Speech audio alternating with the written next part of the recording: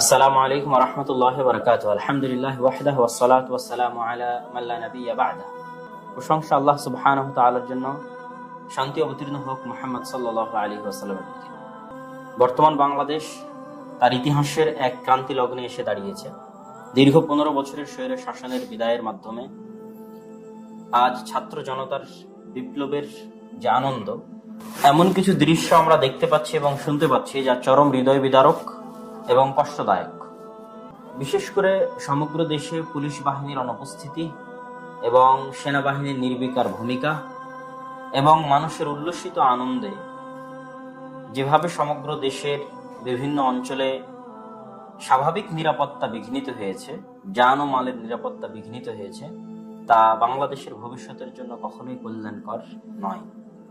আমি সকলকে, দেশের প্রত্যেক মানুষকে যারা বাংলাদেশকে ভালোবাসেন, প্রিয় দেশবাসীকে মুদাত্ত আহ্বান জানাতে চাই যে আমাদের নবী মুহাম্মদ সাল্লাল্লাহু আলাইহি ওয়াসাল্লাম তার চরম শত্রুদের প্রতি ক্ষমা প্রদর্শন করেছেন। আমরা গত 15 বছর যে জুলুম অত্যাচার সহ্য করেছি, তার চেয়ে ভয়ঙ্কর জুলুম অত্যাচার সহ্য করার পরেও তিনি, মানুষ যখন তার বিজয় হয়েছে তখন তিনি ক্ষমা সুন্দর দৃষ্টিতে দেখেছেন। ক্ষমা আল্লাহ সুবহানাহু ওয়া তাআলার গুণ, ক্ষমা নবীদের গুণ, ক্ষমা মুহাম্মদ সাল্লাল্লাহু আলাইহি ওয়াসাল্লামের গুণ। রাসূল সাল্লাল্লাহু আলাইহি ওয়াসাল্লাম বলেন, আল মুসলিমু মান সালিমাল মুসলিমু মিন লিসানিহি ওয়া ইয়াদিহি। মুসলমান সেই যার হাত এবং যার মুখ থেকে অন্য মুসলমান নিরাপদ থাকে। যার হাত থেকে এবং যার মুখ থেকে অন্য মুসলিম নিরাপদ থাকে। তথা আজকে আপনি যদি কোথাও গিয়ে, সেটা আপনার যতই শত্রু হোক, তাদের বাড়িতে লুট করা, তাদের জিনিসপাতি নিয়ে যাওয়া বা কোথাও অগ্নিসংযোগ করা, সে আপনার যতই চিরন্তন শত্রু হোক, এটি কখনোই ইসলাম সমর্থিত নয়। চরম গুনাহের কাজ, হারাম কাজ, অন্যায় কাজ। এই জন্য মুদাত্ত আহ্বান জানাবো, যারা এই ধরনের কাজে যুক্ত আছেন বা আপনার আশেপাশে কেউ যুক্ত আছে, আপনারা তাদের নিবৃত্ত করুন। আল আমরু বিল মারুফ ওয়ান নাহি আনিল মুনকারের ভূমিকা পালন করুন।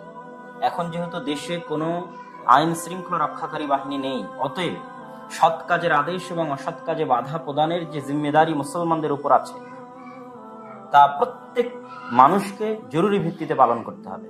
মানুষকে সৎ কাজের আদেশ দিতে হবে, অসৎ কাজে বাধা দিতে হবে। এই মুহূর্তে যদি আপনারা জরুরি ভূমিকা না গ্রহণ করেন সৎ কাজে আদেশ এবং অসৎ কাজে বাধা প্রদানের, তাহলে আমরা হয়তো যেই স্বাধীনতার স্বাদ নিচ্ছি, এই স্বাধীনতার স্বাদ হয়তো আমরা হারিয়ে ফেলব। সম্মানিত উপস্থিতি, আমরা গত 15 বছর যে বিভেদের রাজনীতি দেখেছি, মুক্তিযোদ্ধা এবং রাজাকার নামে যে বিভেদের রাজনীতি, তা আমাদের এই দেশকে ধ্বংস করে দিয়েছে। অভাবনীয় ক্ষতি এবং অপূরণীয় ক্ষতি করে দিয়েছে। আমরা আর বিভেদের রাজনীতি দেখতে চাই না। অথবা উদাত্ত আহ্বান জানাবো, যারা বিজয়ী হয়েছেন, যারা আনন্দিত হয়েছেন, যারা উল্লসিত হয়েছেন, যারা গত 15 বছর মাজলুম হয়েছেন, তারা আল্লাহর সন্তুষ্টি অর্জনের জন্য ধৈর্য ধারণ করুন। বিভেদ করে প্রতিপক্ষের প্রতি প্রতিশোধ পরায়ণ হয়েন না। ইসলামের সবচেয়ে ভয়ঙ্কর এবং সবচেয়ে কঠিন হচ্ছে মানুষের জান এবং মাল। আপনার সকল গুনাহ ক্ষমা হয়ে যাবে, কিন্তু জান এবং মালের গুনাহ কিন্তু ক্ষমা হবে না। আল্লাহ সুবহানাহু ওয়া তাআলা অতি ন্যায়পরায়ণ, তিনি এটার বিচার করবেনই করবেন। অতএব এটা থেকে সর্বোচ্চ সতর্কতা অবলম্বন করুন। যারা এই দেশকে ভালোবাসেন, আমাদেরকে ভালোবাসেন, তারা আজ সৎ কাজের আদেশ এবং অসৎ কাজের ভূমিকা অবতীর্ণ হন। আপনার নিকটবর্তী যারাই এই ধরনের কাজে লিপ্ত হচ্ছে, তাদেরকে বাধা প্রদান করেন, তাদেরকে সৎ কাজের আদেশ দেন, অসৎ কাজে বাধা দেন। এবং দ্বিতীয় যে বিষয় নিয়ে সমগ্র দেশে প্রচুর আলোচনা হচ্ছে, সেটা হচ্ছে বিধর্মীদের উপাসনালয়। রাসূল সাল্লাল্লাহু আলাইহি ওয়াসাল্লাম বলেন, মান কাতালা মুআহাদান, মুসলমানদের সাথে চুক্তিবদ্ধ অবস্থায়, মুসলমান সরকারের নিরাপত্তা নিয়ে জিম্মি যারা দেশে বসবাস করে, মুসলিম দেশে বসবাস করে, এরকম যে কোনো বিধর্মী স্বাধীনভাবে তার ইবাদত এবং তার উপাসনা করার অধিকার পাবে। কেউ যদি কোনো মুসলিম রাষ্ট্রে বসবাসরত কোনো চুক্তিবদ্ধ কোনো জিম্মি অমুসলিমকে হত্যা করে, রাসূল সাল্লাল্লাহু আলাইহি ওয়াসাল্লাম বলেছেন, সে কখনোই জান্নাতের গন্ধ পর্যন্ত পাবে না।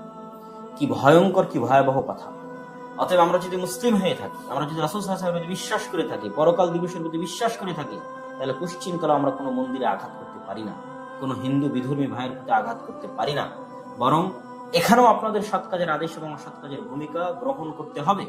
নিকটস্থ যে কোনো বিধর্মীদের উপাসনালয় সংরক্ষণের ব্যবস্থা করতে হবে। এবং আমরা নিজেরাও ইতিমধ্যে উদ্যোগ নিয়েছি আমাদের প্রতিষ্ঠানের পক্ষ থেকে।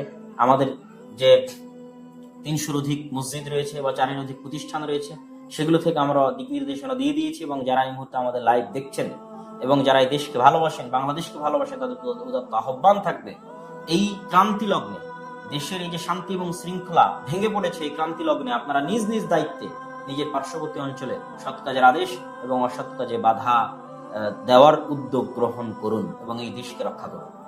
তৃতীয় যে বিষয়টি আমি আপনাদের কাছে তুলে ধরতে চাচ্ছি সেটি হচ্ছে, ইসলামের দৃষ্টিতে 1 সেকেন্ডের জন্য নেতাবিহীন থাকা জায়েজ নয়।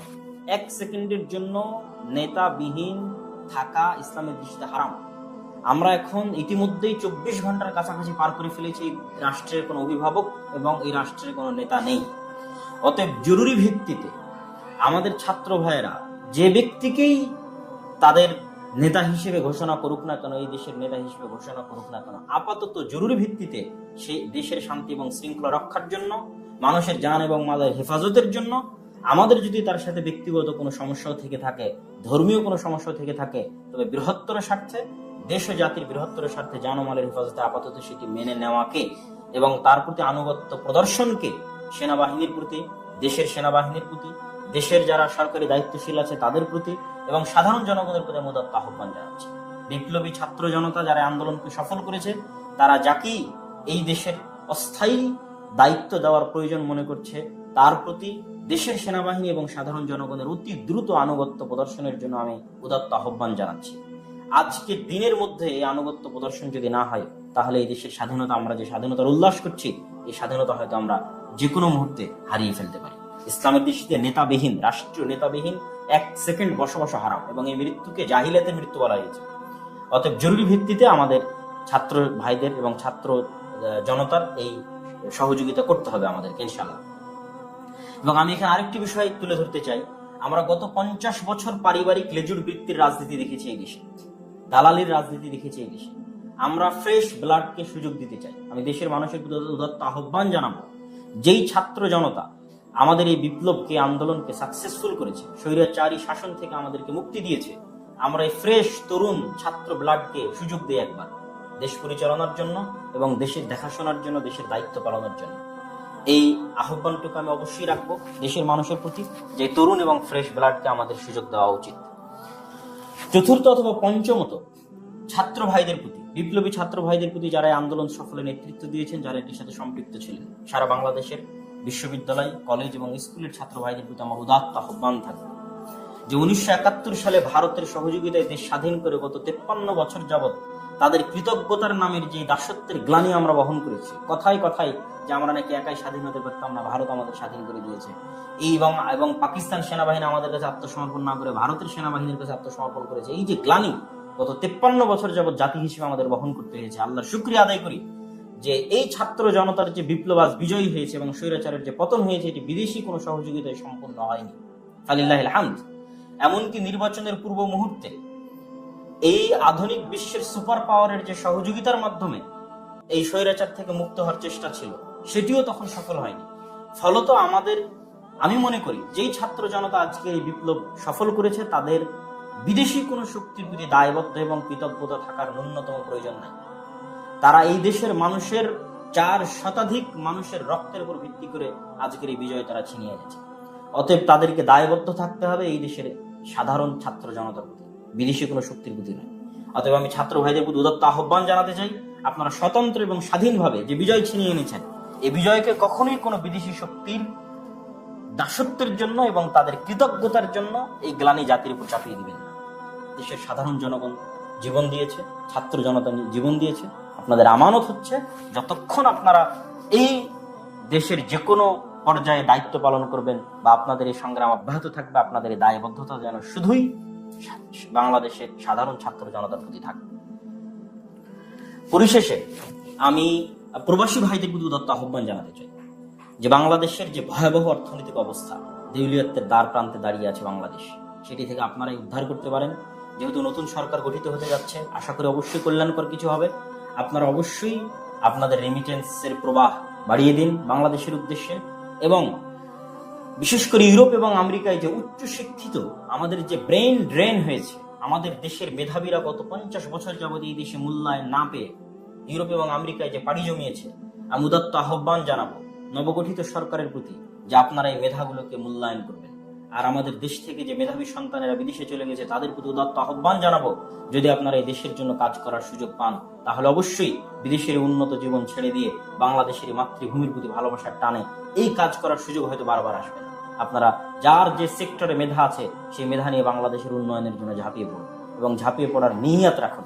আর নবগঠিত সরকারের প্রতি আহ্বান জানাবো যে আপনারা লেজুর ভিত্তিক মানুষের, যেহেতু আন্দোলনের শুরুই হয়েছিল কোটার বিরোধী তথা যোগ্যতা এবং মেধাকে মূল্যায়ন করা, অতএব প্রবাসে যে সমস্ত গত 50 বছর যে মেধাবীরা এই দেশ থেকে পাচার হয়ে বিভিন্ন দেশে চলে গেছে, আপনারা সেই সমস্ত মেধাবীদের মূল্যায়ন করবেন।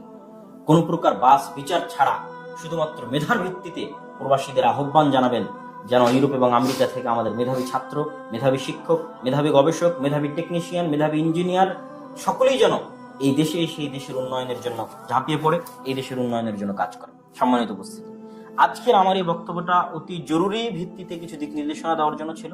আমি যেটি গত পোস্টে আমি আপনাদের বলেছিলাম যে আমি অচিরেই ভবিষ্যৎ বাংলাদেশের রূপরেখার জন্য আমার মাথায় যে চিন্তা ভাবনা আছে সেটি লিখিত আকারে এবং ভিডিও বক্তব্য আকারে আপনাদেরকে দিব। আশা করছি সেটি আজকে রাতে অথবা আগামীকাল সকাল হতে হতে ইনশাল্লাহ আপনারা প্রথমত শুরুতে আগে ভিডিও আকারে পাবেন, তারপর ইনশাল্লাহ সময় সাপেক্ষে লিখিত আকারেও আমি ভবিষ্যৎ বাংলাদেশ নিয়ে আমার যে রূপরেখা আছে সেটি পেশ করবো ইনশাআল্লাহ। তো সেই ভিডিওটা অবশ্যই দেখবেন। আর আজকে এই ইনস্ট্যান্ট সময় দেশে জাতির প্রতি যে সংক্ষিপ্ত আহ্বান জানালাম, প্রথমত প্রতিশোধ পরায়ণ না হওয়া, ক্ষমা করে দিন, অন্তর থেকে ক্ষমা করে দিন, আল্লাহর সন্তুষ্টির জন্য ক্ষমা করে দিন। দেশের রাষ্ট্রীয় সম্পদ ধ্বংস করিয়েন না, মানুষের অন্যের সম্পদ ধ্বংস করিয়েন না। কি আপনার প্রতি 15 বছর জুলুম করেছে সেটা দেখিয়েন না। আমরা 15 বছর মুক্তিযোদ্ধা রাজাকারের বিভেদ দেখে এসেছি। দয়া করে এই বিভেদ থেকে, এই রাজনীতির বিভেদ থেকে বাংলাদেশকে মুক্তি দিন। বাংলাদেশে মানুষের শান্তিপূর্ণ বসবাসের একটা পরিবেশ তৈরি করে দিন। দ্বিতীয়ত, যারা আমার বক্তব্য দেখছেন বাংলাদেশকে ভালোবাসেন, তারা আল আমরু বিল মারুফ ওয়ান নাহি আনিল মুনকারের দায়িত্ব পালন করুন। এটাই সুযোগ দায়িত্ব পালন করার। এখন দেশে আইন শৃঙ্খলা রক্ষাকারী বাহিনী, আইন শৃঙ্খলা পরিবেশ ভেঙে পড়েছে। আপনারা নিজ নিজ দায়িত্বে আপনাদের পার্শ্ববর্তী যেখানে অন্যায় হচ্ছে সেখানে প্রতিরোধ করেন এবং বিধর্মীদেরকে নিরাপত্তা প্রদান করেন। এবং আমরা উদ্যোগ নিয়েছি, আপনারা উদ্যোগ নিন। আল আমরু বিল মারুফ ওয়ান নাহি আনিল মুনকারের এই উদ্যোগে আমি আপনাদেরকে সহযোগিতা করার আহ্বান জানাচ্ছি। এবং পাশাপাশি অতি দ্রুত যে সরকারি ঘোষণা হোক না কেন, ছাত্র জনতা যে সরকারি ঘোষণা দিবে তাকে আমরা পছন্দ করি অথবা না করি সেটা আমরা পরে দেখব, কিন্তু এখন আনুগত্যের প্রয়োজন। সেনাবাহিনী আনুগত্য করুক, দেশের সাধারণ জনগণ আনুগত্য করুক। পাশাপাশি ছাত্র জনতার প্রতি আহ্বান থাকবে, আপনারা শুধু এই দেশের মানুষের রক্তের উপর ভিত্তি করে বিজয় ছিনিয়ে এনেছেন, অতএব বিদেশি কোন রাষ্ট্রের প্রতি যেন আপনাদের দায়বদ্ধতা না থাকে। আপনাদের দায়বদ্ধতা যেন শুধু এই রাষ্ট্রের জনগণের প্রতি থাকে। এই উদাত্ত আহ্বান জানিয়ে আমি আজকে আমার এই সংক্ষিপ্ত বক্তব্য এবং সংক্ষিপ্ত আলোচনা এখানে শেষ করছি। আশা করি বাংলাদেশের ভবিষ্যৎ উজ্জ্বল হবে। আল্লাহ বাংলাদেশের স্বাধীনতাকে অক্ষুণ্ণ রাখবে। এই ভূখণ্ডে আমাদের পরবর্তী প্রজন্ম স্বাধীন হিসেবে জীবনযাপন করতে পারবে, এই আশা, এই দোয়া আল্লাহ সুবহানাহু ওয়া তাআলার দরবারে রেখে দেশবাসীর প্রতি সংক্ষিপ্ত বক্তব্য, দেশ ও জাতির প্রতি সংক্ষিপ্ত বক্তব্য শেষ করে এখানে বিদায় নিচ্ছে। ইনশাআল্লাহ পরবর্তী ভিডিওতে অবশ্যই বাংলাদেশের ভবিষ্যৎ রূপরেখা দেখার এবং সেটি ব্যাপক হারে প্রচার করার উদাত্ত আহ্বান জানিয়ে আমার বক্তব্য এখানে শেষ করছি। আখিরু দাওয়ানা আলহামদুলিল্লাহি রাব্বিল আলামিন। আসসালামু আলাইকুম ওয়া রাহমাতুল্লাহি ওয়া বারাকাতুহু।